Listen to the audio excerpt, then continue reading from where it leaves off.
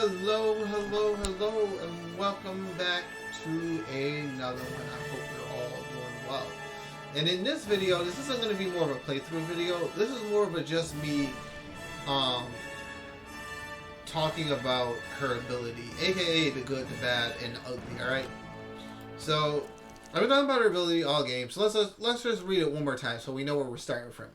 Cities receive plus 10% yields if on the same continent as your capital, including your capital, and minus 15% if on another continent. All right. Now we're not going to worry about these two abilities. Well, actually, we will talk. We're going to talk about these three first, and then we're going to talk about this one. All right. Now again, this plus two food production, faith, and all this other good stuff for relics, artifacts, and stuff like that is something that I have not did at the beginning of the game, but is really good. All right, because considering you can get 3 relics in your amphitheaters, right? That's theoretically 6 food, 6 production, 3 faith, and 12 gold for each of them. All right, I have not been doing that. Now, as you can see, I don't know how to pronounce it, so I'm not going to. It's probably like Gaumabiba. They're really strong. All right, I'm not going to complain about that. They did exactly what they're supposed to do. A good replacement for men-at-arms. And then there's their Bonza, which gives me plus food, plus 2 food, and plus 4 gold, regardless of appeals. Now, this ability makes and breaks her, all right? Because you got to understand, all right? Civilization is a random game's nightmare, okay? We got lucky, all right? And I'm going to tell you why we got lucky. Because our continent is pretty big, all right? This is our entire continent over here. And another reason we capitalized on our luck by wiping out these 2 city-states, by wiping out Amsterdam, and basically taking all this land for ourselves pretty much. Probably would have gone better if I would have got a city up here, but it is what it is, all right? Now, here's why this ability makes or breaks her, right? If you look at it, I've got a lot of fast-growing cities, right? Like this 3 districts, I've got a lot of fast cities just growing. And then I have this city on another continent that is super slow at growing, all right? It's one of my earliest cities, and it's still growing slow. Like, look. Like, this is at 6 population, and this is at 5 population, all right? And I made this city way after this city, all right? Like, I made this city before I went to war with Amsterdam, and before I took all these territories, and now it's still the slowest growing city, all right? So, depending on the size of your continent, right? Depending on how the RNG gods treat you, you can either have an amazing continent like I have, or you can have something really small and not much to work with, depending on your map, depending on what board you're playing, all right? It can be really tough to figure out what kind of fighting do you want to do. We got a lot of gold coming in. So, but on a plus side though, if you get a lot of land, if you have a lot of territories on your continent, if you have a lot of cities, you know, you can just start growing and growing like nobody's business. Like, if this wasn't here, I should have destroyed this city. I should have destroyed that city and put it closer to the river over here, and then put another city on the coastline over here. That was my mistake. I'll remember it for the future. But that's not what I wanted to say. What I want to say is that there's a lot. Her ability limits her because domination victories, you're just not looking to get them, all right? And a domination victory is easy. All you have to do is take their main capital, right? So if I take these 4 civilizations, if I take their main capitals, that's it. I win. Domination victory. Easy peasy, right? No, because all their capitals will probably be on different continents. So I'm getting a bunch of cities that have reduced yields everywhere. It's not helpful to me at all. And you know, and here's another thing too. Like, again, Civ, RNG. The RNG gods could smite me. So say I was over here. Say I spawned over here. Well, what can I do? You know what I mean? I only have this one little bit of land over here, and it's not a lot compared to what I've got now. Now, I'm not sure. Now, here's the thing, right? Don't quote me word for word. Maybe there's a set code in the game that gives the continents like equal land, which would be cool but I'm not sure if that's the way that works. You know what I mean? All I know is that this game is very RNG, and depending on where you spawn at, you can either be in a really good area or a really bad area. And especially with someone like her who depends on a large continent just so she can house all these cities.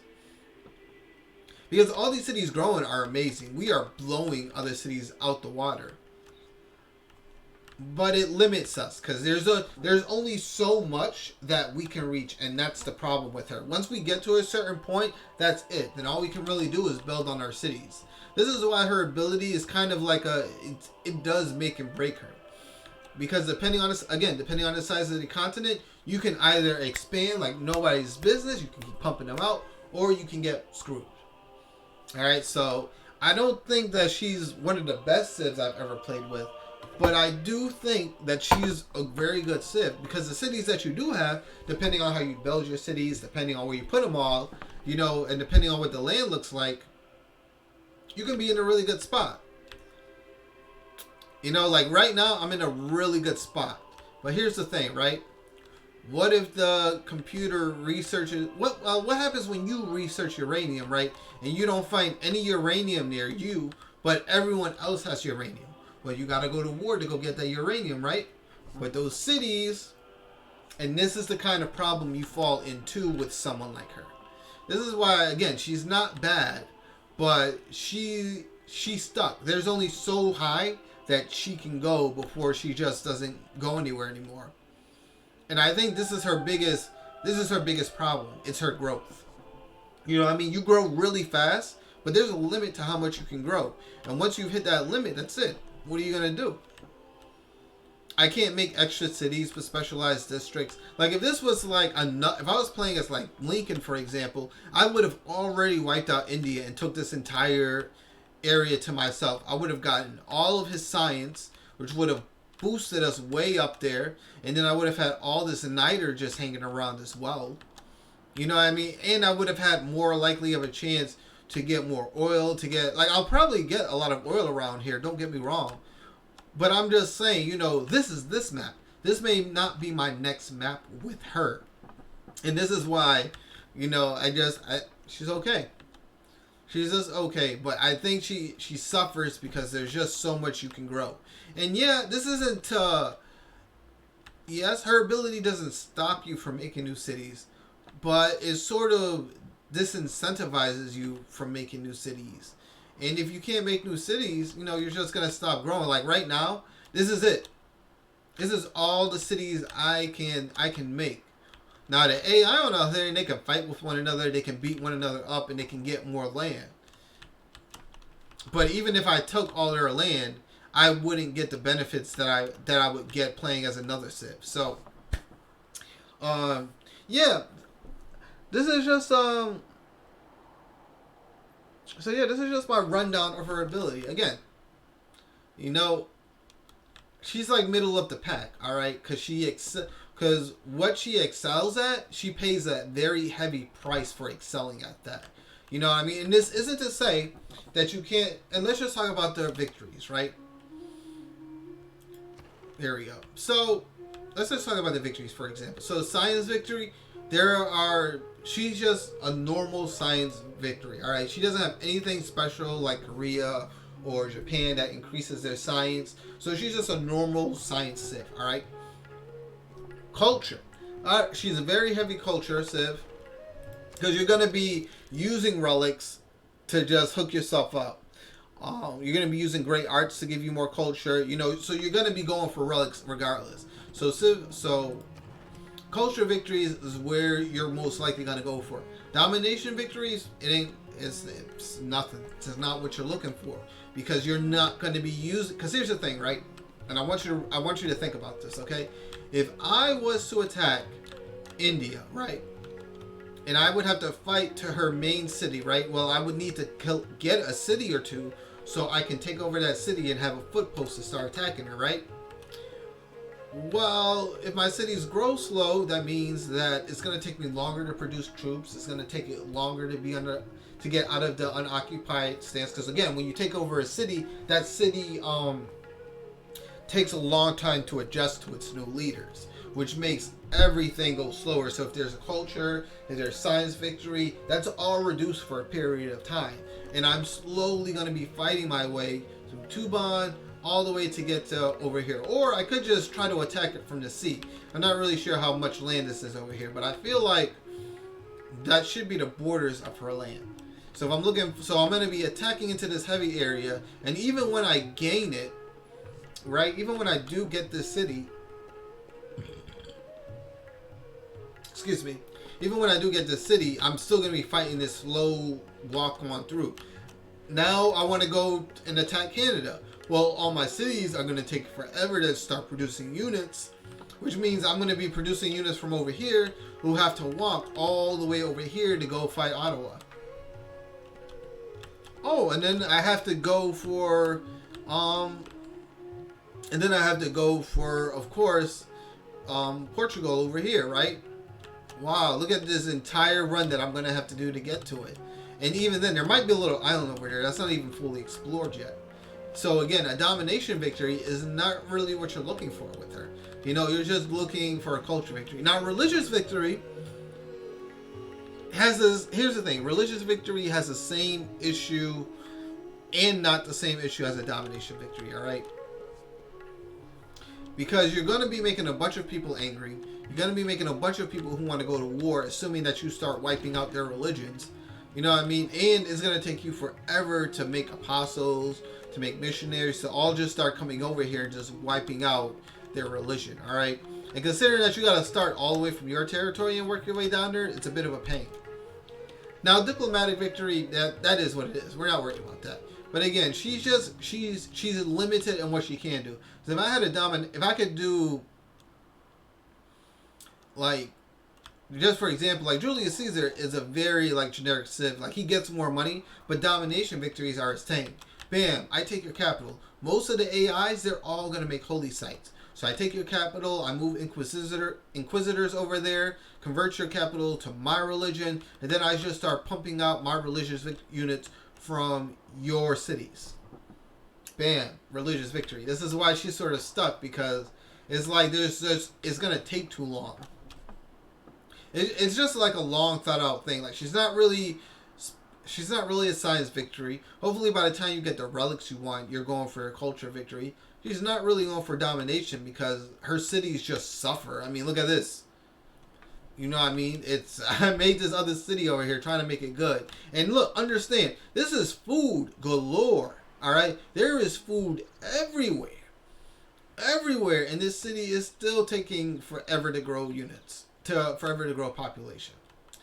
So, all in all, she's meh.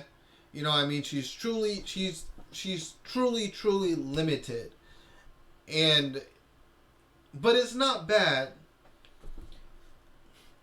Well, here's the thing, right? I'm not sure if it's... no.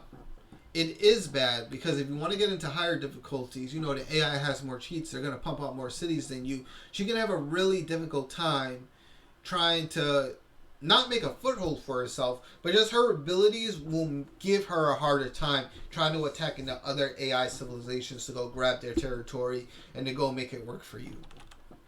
So, yeah, about like 14, 15 minutes. That's exactly how long I want this video to be. So all in all, TLDR, she's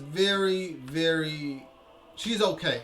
All right, she's limited by the fact that by her abilities, but she's also strengthened by her abilities. I wish that instead of like this minus 15%, I wish it was vice versa, where you get plus 15% yields and minus 10% if they're on another continent, because I just feel that would give her less of a handicap and make her just a really strong civ, because then it's more worth it to stay inside your own land.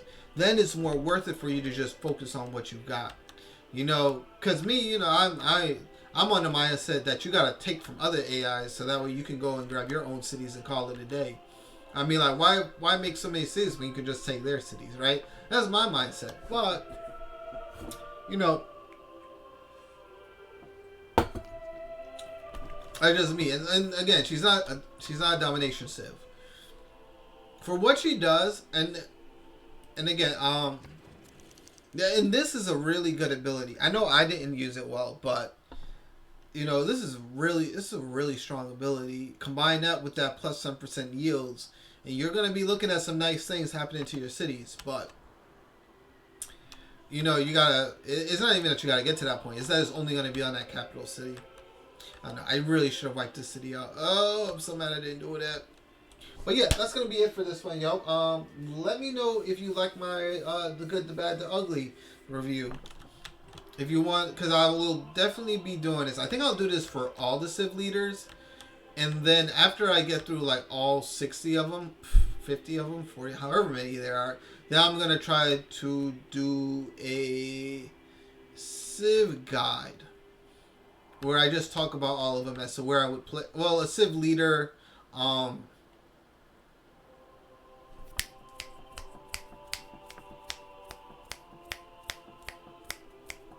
Ranking chart. There we go.